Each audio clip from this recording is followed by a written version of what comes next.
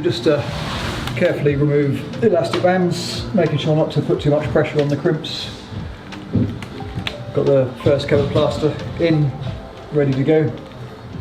Just take this little strap off now that was holding the mat in place.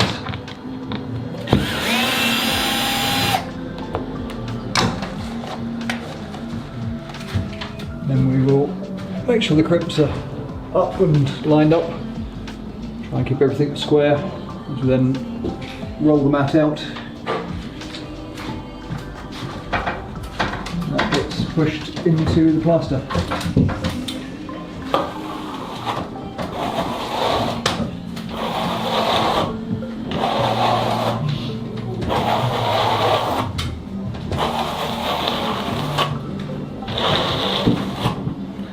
The main thing now is to push with a clean trowel, pushing away from the crimps so you're not creasing the mat.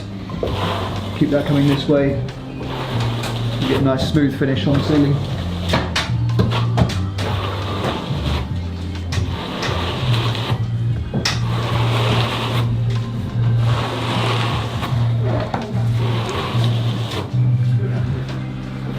Let me out once a year to put your